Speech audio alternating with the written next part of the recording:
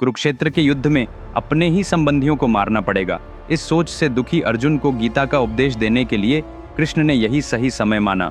दुख दो प्रकार के होते हैं अर्जुन। पहला वह जो हमारे मन और कर्म द्वारा जिन लोगों से, जिन वस्तुओं से या जिन पदार्थों से हमें लगाव हो गया हो, उनके खो जाने पर होता है। ये एक तरह का दुख है। दूसरा वह जब हमें डर रहता है कि जिन लोगों से, जिन वस्तुओं से या जिन पदों पदार्थों से हमें मोह है, कहीं वे हमसे छूट न जाएं। मगर ये दोनों सच नहीं हैं, बल्कि दोनों ही भ्रम हैं।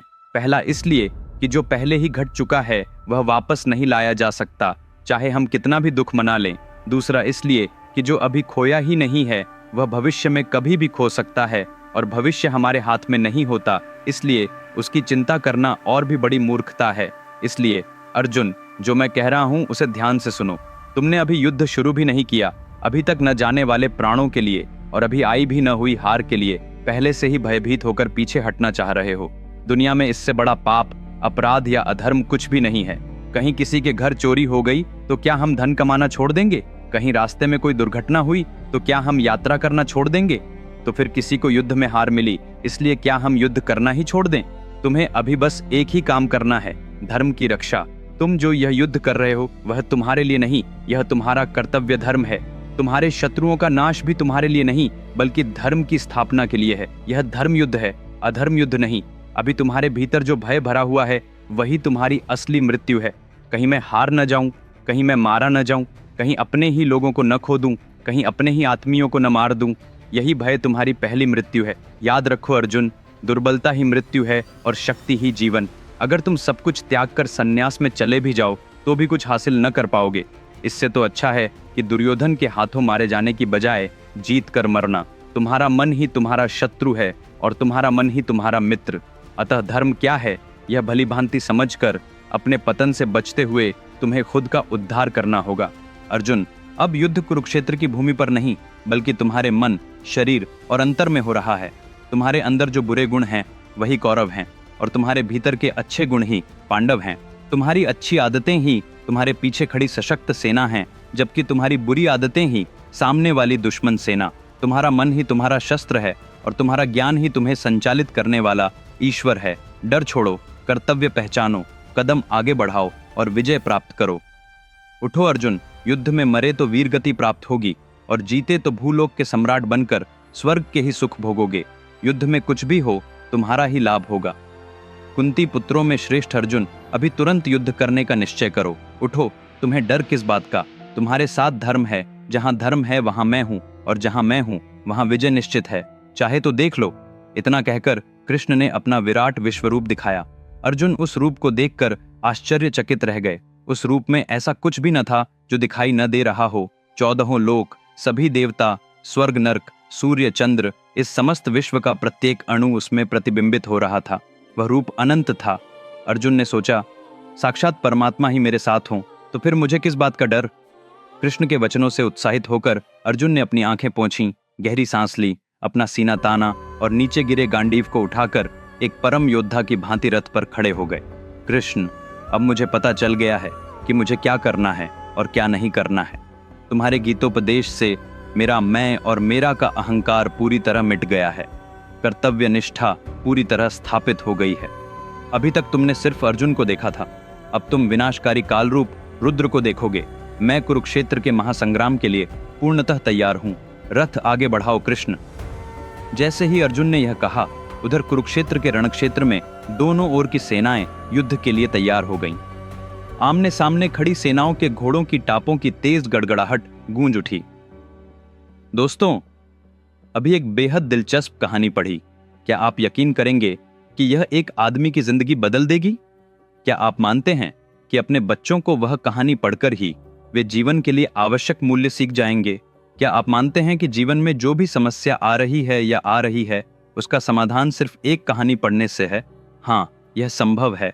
केवल मानव जाति के इतिहास में अब तक बताए गए सबसे महान महाकाव्य के साथ यह महाभारत है। यह कहानी किसी सुपरहिट फिल्म से 100 गुना बेहतर है। यह एक चुनौती है। विक्रमादित्य के शब्दों में लिखी गई महाभारत की पूरी कहानी अमेज़न और 44 ऑनलाइन स्टोर्स पर पुस्तक और ई बुक दोनों रूपों में उपलब्ध है। यह किताब दुनिया भर में 54 भाषाओं में उपलब्ध है। इस वीडियो के नीचे डिस्क्रिप्शन में लिंक दिए गए हैं, तुरंत ऑर्डर करें, क्योंकि यह सिर्फ एक किताब नहीं है, यह वह पुस्तकालय है जिसकी आपको अपने जीवन के लिए आवश्यकता है। इतनी तेज गर्जना करते हुए आ रहा रथ किसका है? देखने पर पता चला कि वह रथ दोनों सेनाओं के मध्य से धूल उड़ाता हुआ तेजी से आ रहा है।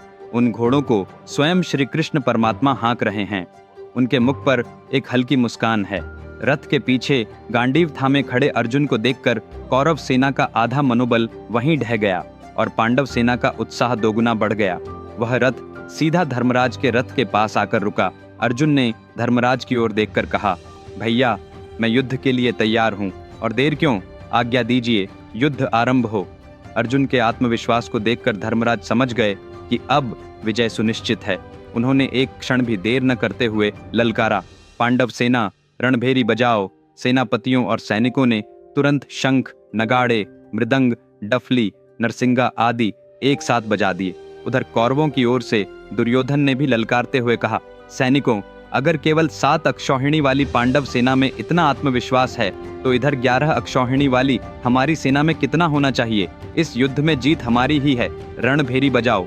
जैसे ही रणभेरियां दोनों ओर बजीं, दोनों सेनाओं के सैनिकों का जोश दूना हो गया। सभी आज या तो जीत मिलेगी या फिर वीर गति का संकल्प लेकर दुश्मन की ओर ललकारते हुए दौड़ पड़े। घोड़े, हाथी, रथ, वीर सभी शंखनाद करते हुए तेजी से आगे बढ़ रहे थे। धरती पहले कभी न देखी गई ऐसी भीषण कंपन से कांपने लगी। इतना विशाल संग्राम देखने के लिए देवता भी आकाश से नीचे झांक रहे थे। कुरुक्षेत्र के रण में एक ओर कौरवों की 11 अक्षौहिणी सेना, दूसरी ओर पांडवों की 7 अक्षौहिणी सेना।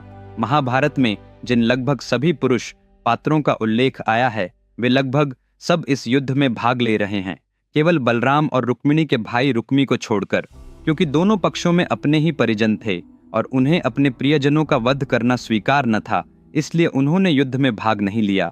देवगण जानते थे कि ऐसा महान संग्राम न पहले कभी हुआ और न आगे होगा, इसलिए वे सभी आकाश से इसका दर्शन कर रहे थे। उधर कौरव पक्ष में जो लोग सिर्फ युद्ध देखने आए थे, वे अलग खड़े थे। उन्हीं के पास व्यास जी पहुंचे और धृतराष्ट्र से बोले, क्या बात है धृतराष्ट्र, इतने दुखी क्यों दिख रहे हो? धृतराष्ट्र ने कहा, कुरुक्षेत्र का यह महान संग्राम मैं देख नहीं सकता, इसी का दुख है।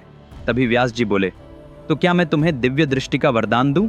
इससे तुम कुरुक्षेत्र के युद्ध में होने वाली हर घटना अपने ही नेत्रों से देख सकोगे। लेकिन धृतराष्ट्र ने मना कर दिया, मैं अपने लोगों, अपने पुत्रों को युद्ध में मरते हुए नहीं देख पाऊंगा। मैं अपनी आंखों से वह भीषण दृश्य नहीं देखना चाहता। तब व्यास जी ने कहा, अच्छा, तो मैं यह दिव्य दृष्टि तुम्हारे साथ खड़े संजय को प्रदान करता हूँ। वह युद्ध का प्रत्येक प्रसंग बिल्कुल साफ साफ तुमको सुनाएगा। और उन्होंने संजय को दिव्य दृष्टि प्रदान कर दी। उसी क्षण से संजय कुरुक्षेत्र में हो रही प्रत्येक घटना का आंखों देखा हाल धृतराष्ट्र को सुनाने लगा। इसीलिए महाभारत में आगे अनेक श्लोकों की शुरुआत संजय उवाच से होती है, जिसका अर्थ है, संजय ने कहा, युद्ध के लिए सब तैयार थे, रणभेरियां बज चुकी थीं और दोनों पक्षों के सैनिक तेजी से एक दूसरे से भिड़कर युद्ध कर रहे थे। आसमान तीरों से भर गया, धरती पर उठी धूल आसमान तक जा रही थी। इधर उधर सिर्फ सैनिकों के जयघोष, घोड़ों की हिनहिनाहट, हाथियों के चिंघाड़ने और तलवारों की टकराहट सुनाई पड़ रही थी। लगता था मानो ये वीर सिर्फ युद्ध भूमि में मरने के लिए ही जन्मे हों। इतना भयानक युद्ध पहले कभी न हुआ था। दोस्तों, अगले एपिसोड में कंटेंट एक अलग लेवल का होगा, इसे मत चूकिए। चलो अगले शनिवार उसी समय फिर मिलते हैं। मेरी महाभारत पुस्तक अभी ऑर्डर करें। इस वीडियो के नीचे विवरण में लिंक दिए गए हैं। इसके अलावा अगर आपने अभी तक मेरे चैनल को सब्सक्राइब नहीं किया है तो तुरंत सब्सक्राइब करें। तब तक अपना ख्याल रखें। अलविदा।